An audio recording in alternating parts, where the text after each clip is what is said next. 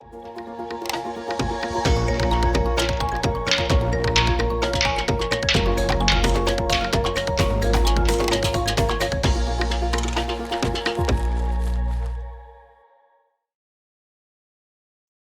वालेकुम। खैबर पख्तूनख्वा के अंदर खैबर मेडिकल यूनिवर्सिटी ने एमडी कैट 2025 को कंडक्ट किया। आंसर की भी इशू हो चुकी है, रिजल्ट भी इशू हो चुका है। अब देखते हैं कि हमारे पास जो फिज़िक्स का पोर्शन है उसमें किस तरह के क्वेश्चंस आए। अगर हम ओवरऑल खैबर पख्तूनख्वा के अंदर फिज़िक्स के पोर्शन को देखें तो टेस्ट किसी हद तक बैलेंस है, लेकिन फ़र्स्ट ईयर के अंदर ज़्यादा क्वेश्चन हैं। अगर आप यहाँ पर क्वेश्चंस की ओवरऑल डिस्ट्रीब्यूशन को देखें तो फर्स्ट ईयर में आपको क्वेश्चन ज़्यादा मिलते हैं, मोर देन 50%। और बाकी प्रोविंसेस में भी ऐसा ही है। सेकेंड ईयर में कदरे क्वेश्चंस कम है, लेकिन कोई भी यूनिट ऐसा नहीं है जिसमें से क्वेश्चन मिस हुआ हो। हर यूनिट में से क्वेश्चन पूछे गए हैं। सबसे ज़्यादा क्वेश्चन आपको नज़र आ रहे हैं फोर्स एंड मोशन के यूनिट में पूछे गए हैं।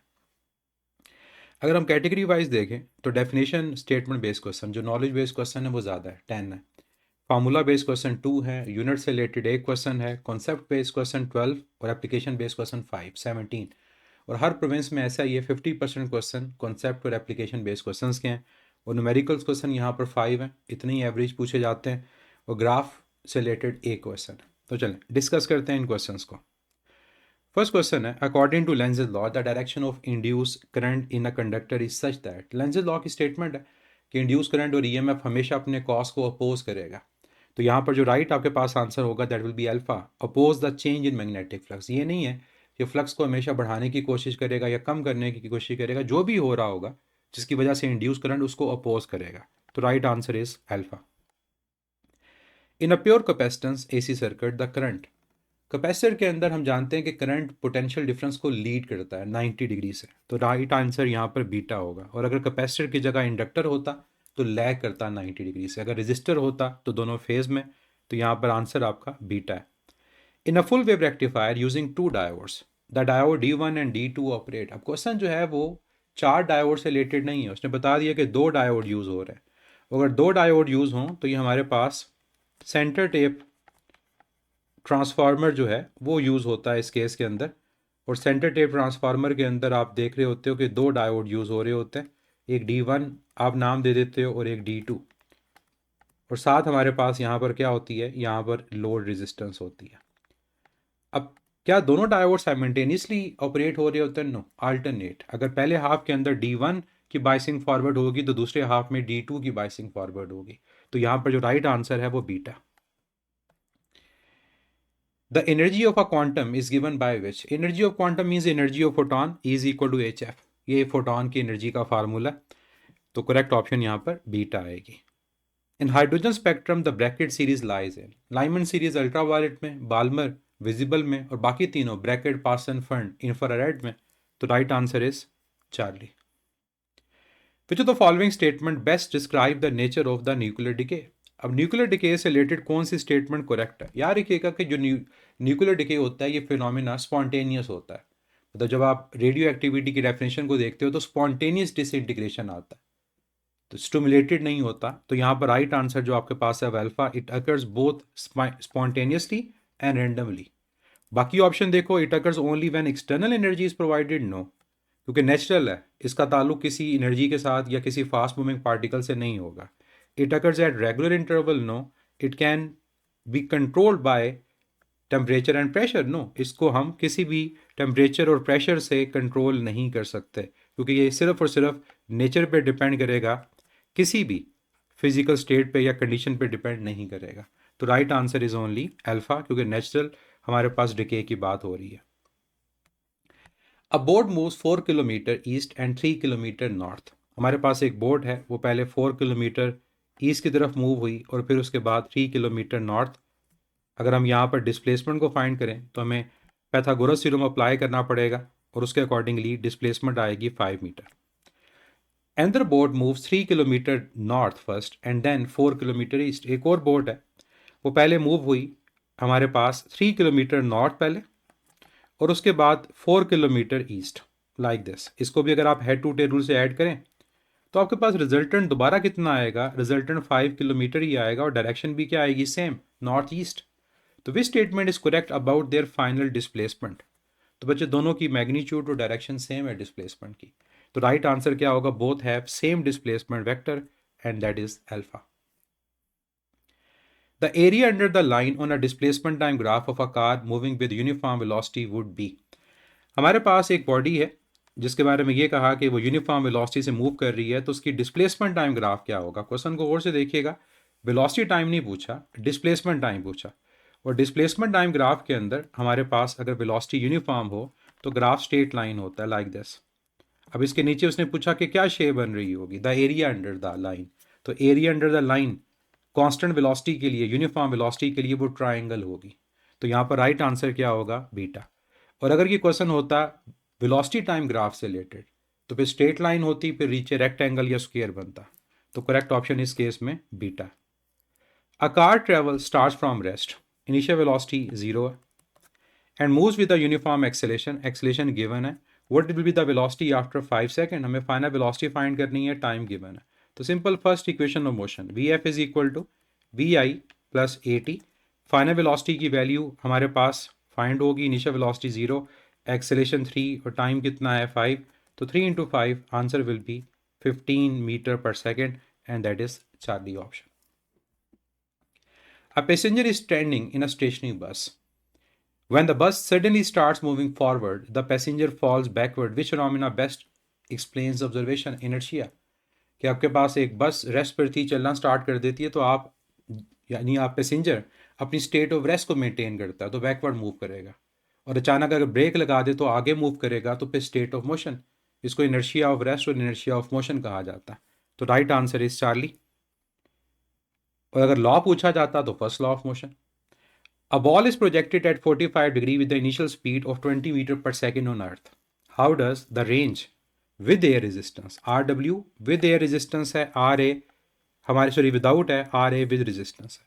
तो याद रखिएगा कि जब हमारे पास एयर रेजिस्टेंस आ जाती है तो एयर रेजिस्टेंस की वजह से हॉरिजॉन्टल वेलोसिटी या वेलोसिटी ओवरऑल आप कह सकते हो वो रिड्यूस हो जाती है, और वेलोसिटी के रिड्यूस होने से जो रेंज की वैल्यू है वो कम हो जाती है। तो यहाँ पर आपका आंसर क्या होगा कि जो विद रेजिस्टेंस है उसमें जो रेंज होगी वो कम होगी विदाउट रेजिस्टेंस है। तो यहाँ पर आपका आंसर होगा आर ए, क्योंकि विद रेजिस्टेंस है will be lesser because the air resistance reduces the horizontal speed. Correct option is Charlie, क्योंकि नॉर्मली हम प्रोजेक्टाइल मोशन में ये कंसिडर करते हैं कि एयर रेजिस्टेंस नहीं होती। A 0.02 kilogram bullet moving at 300 meter per second embeds itself a 2 kilogram block at rest on a smooth surface. What is the velocity of the block bullet system just after an impact? ऐसा ही same question हमें मिलता है शहीद Zulfikar Ali Bhutto medical university के test के अंदर भी, जहाँ बॉडीज़ आपस में स्टिक हो गई और आगे कॉमन वेलोसिटी पूछी गई। तो यहाँ पर देखो कि हमारे पास m1 गिवन है, m2 गिवन है, इसके अलावा हमें v1 गिवन है और v2 रेस्ट पर है, और जो चीज़ फाइंड करनी है वो कॉमन वेलोसिटी है v। तो क्या फार्मूला बनेगा, जितना मोमेंटम हमारे पास इनिशियल होगा उतना मोमेंटम आफ्टर, और आफ्टर दोनों क्या हो गए, इम्बेड हो गए, इकट्ठे हो गए, तो कॉमन वेलोसिटी होगी। तो यहाँ पर v2 की वैल्यू 0 है। अगर आप v2 को यहाँ पर 0 पुट करना चाहें तो इक्वेशन सिर्फ रह जाएगी m1 v1, ये m1 plus m2 left side पर आकर डिवाइड हो जाएगा, and that is equal to the velocity of block bullet system after the impact.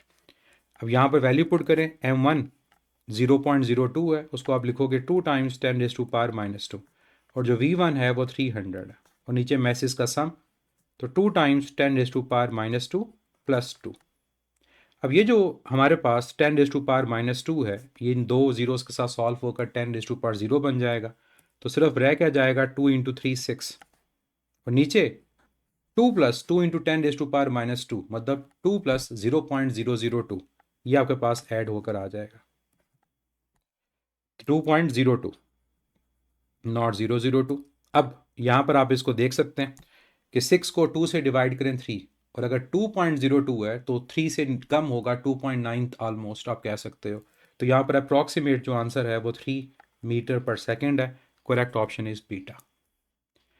Which of the following statement about projectile motion is correct?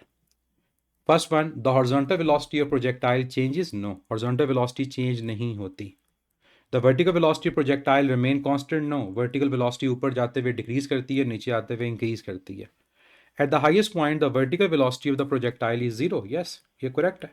ऐसा ही question हमें एक और province में मिलता है कि हमारे पास मैक्सिमम हाइट पे जाकर जो वेलोसिटी होती है अलॉन्ग वाई कंपोनेंट वो ज़ीरो हो जाती है, लेकिन हॉरिजॉन्टल जो है वो सेम रहती है। Correct option is Charlie. और last one, the acceleration of projectile is zero. Projectile motion में जो एक्सेलेरेशन होती है थ्रू आउट वो जी के इक्वल होती है। The rate of doing work at any instant of time is, अगर सिंपल होता रेट ऑफ डूइंग वर्क तो पावर था, यहाँ पर rate of doing work at any instant तो फिर इंस्टेंटेनियस पावर होगा। Correct option is beta. A 5 kilogram body falls from the height of 330 metre. एक हमारे पास 5 किलोग्राम बॉडी है और वो फॉल कर रही है 30 मीटर की हाइट से। All it's potential energy is converted into heat. What is the heat energy produce. अगर कहता है कि सारी की सारी पोटेंशियल एनर्जी हमारे पास कन्वर्ट हो गई है हीट में, तो हीट कितनी प्रोड्यूस होगी। अगर सारी बचे कन्वर्ट हो गई तो हीट जो होगी वो पोटेंशियल एनर्जी के इक्वल है mgh। तो मैस है 5, जी हम यूज़ करेंगे 10 और हाइट है 30, तो 50 इंटू 30 क्या आएगा 1500। और अगर आप 9.8 यूज़ करोगे तो आपका आंसर 1500 से लेसर, इसलिए राइट आंसर चार्ली। ग्रेटर नहीं लेसर वाला करेक्ट होगा। Two students A and B each carry a 20 kilogram load to the top of a 10-meter high staircase. Student A takes 10 seconds while the student B takes 20 seconds. A और B दोनों 20 kilogram का load, मतलब दोनों equal mess को equal height पर लेकर जाते हैं। अगर दोनों इक्वल मैस को इक्वल हाइट पर लेकर जाते हैं तो दोनों का जो वर्क होगा वो सेम होगा, लेकिन दोनों का टाइम डिफरेंट है। स्टूडेंट ए का टाइम जो है वो 10 सेकंड है, स्टूडेंट बी का 20 सेकंड। तो जो पावर है वो डिफरेंट होगी क्योंकि power rate of doing work है, तो जो कम टाइम लेगा उसकी पावर ज़्यादा। तो मतलब ए का टाइम 10 है तो ए की जो पावर होगी वो बी से ज़्यादा होगी क्योंकि टाइम कम ले रहा है। तो करेक्ट ऑप्शन क्या होगी, student A does more work, no, power work equal है। Student B uses more power, no, A की पावर ज़्यादा है। Both students do the same amount of work, yes, but student A uses more power. Correct option is Charlie. A wheel of radius 0.4 metre, हमें radius given है और angular acceleration given है 6 radian per second square.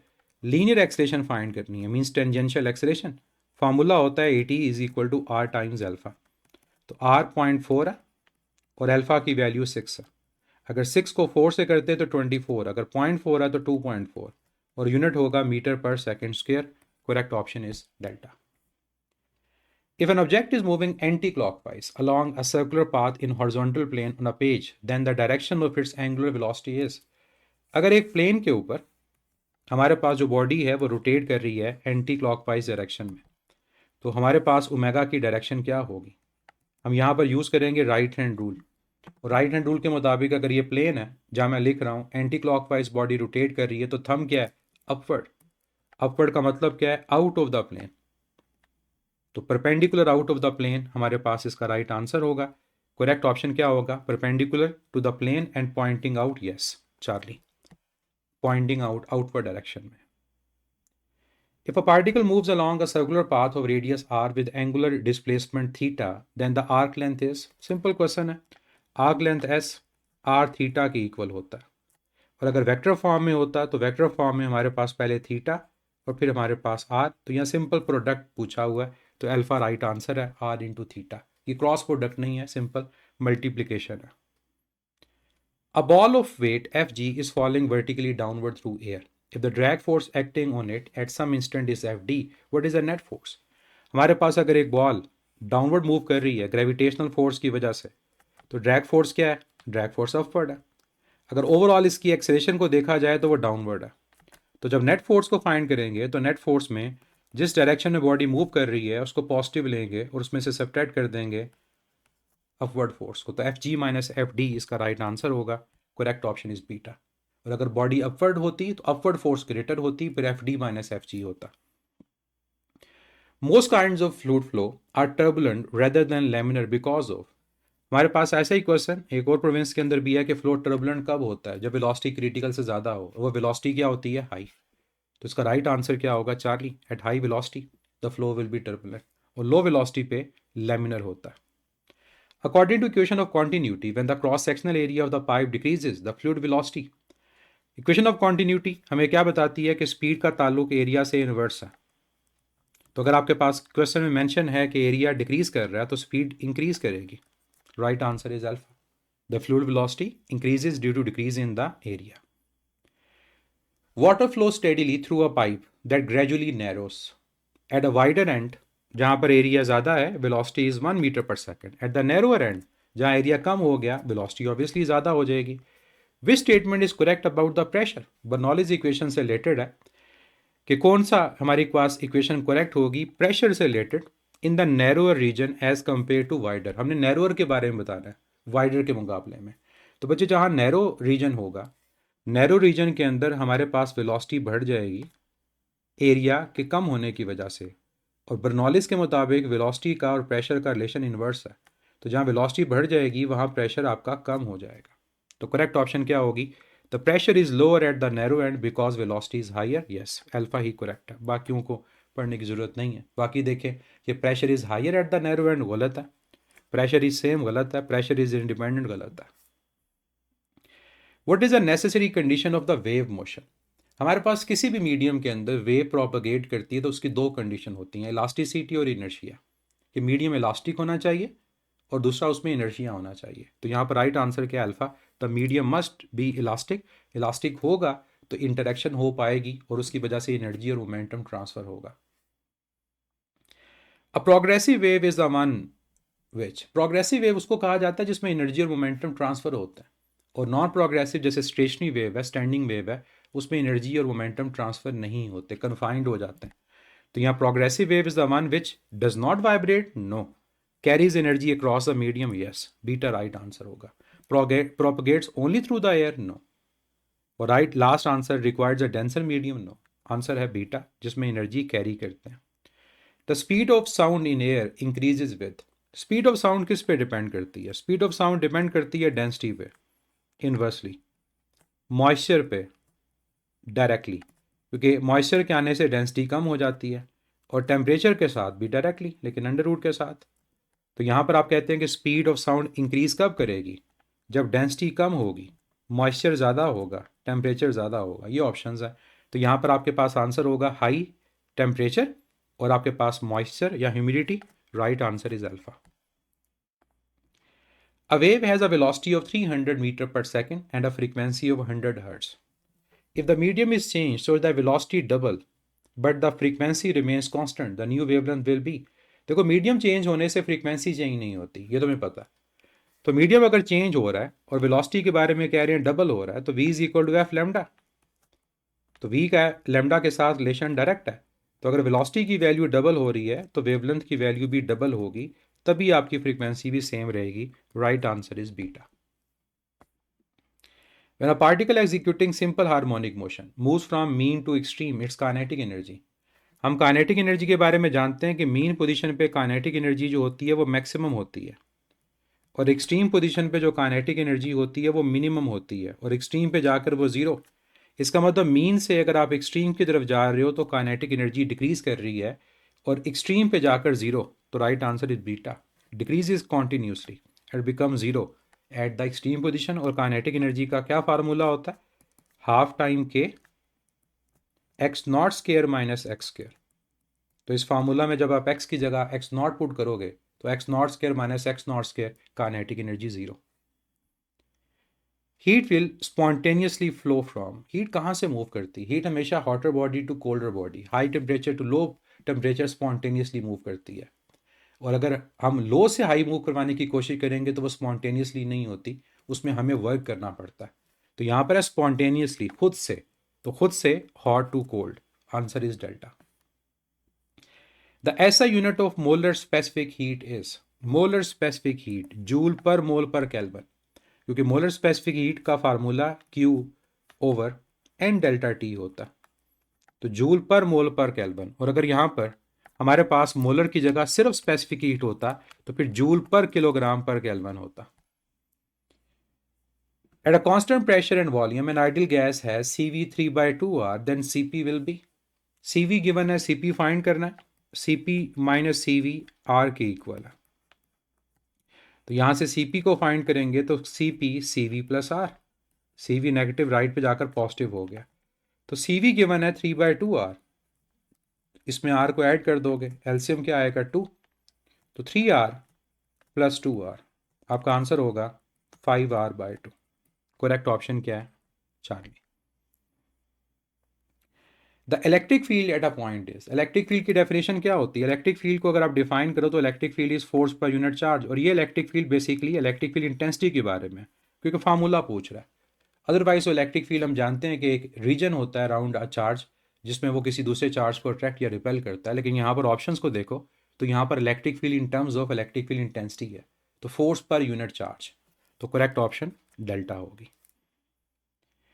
Coulomb's law fits well into Newton's first law, second law, third law या Gauss's law. आप जानते हो कि जो कूलम्स लॉ है उसमें हम कहते हैं कि जो कूलम फोर्स है वो म्यूचुअल फोर्स होती है, और म्यूचुअल फोर्स के बारे में क्या कहा जाता है कि ऐसी फोर्स जिसकी मैग्नीट्यूड इक्वल हो और डायरेक्शन ऑपोजिट हो। तो मैग्नीट्यूड इक्वल और डायरेक्शन ऑपोजिट की किसका कॉन्सेप्ट है? ये न्यूटन थर्ड लॉ का कॉन्सेप्ट है, तो करेक्ट ऑप्शन चार्ली होगा।